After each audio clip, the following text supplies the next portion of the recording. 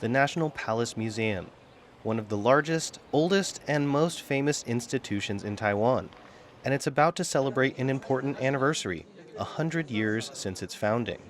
2025年，明年的话就是故宫整个故宫历史的100年，全新的思维，去创造故宫，然后让故宫成为一个不仅是台湾的故宫、亚洲的故宫，也是一个世界的故宫。The museum is planning special events and exhibits next year to mark the occasion, while continuing work on additions and extensions to be finished by 2027. However, there is a caveat to next year's centenary. The date they are celebrating is not the establishment of the museum here in Taipei, which opened in 1965, but rather when it first opened to the public in 1925 in the Forbidden City, the former Chinese imperial palace in the heart of Beijing, next to Tiananmen Square. The Palace Museum in China is one of the country's biggest tourist attractions. Every year, millions of people visit the massive complex of buildings and courtyards where China's emperors once lived, but without most of the art treasures of the imperial collection. Those priceless artifacts were brought to Taiwan by the defeated nationalist government in the late 1940s after the Chinese Civil War.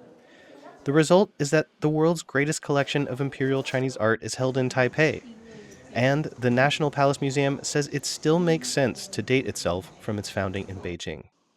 国立故宫博物院，它记载的就是从1925年，只不过当时它是在北京紫禁城里面，然后经过了多次因为战争，它的迁移、辗转，基本上这些东西都是在目前在台湾我们中华民国的政府那时候所做的，包括这个名称一直维系到现在，所以到明年这个名称、这个实体、这个政府，它还是100年。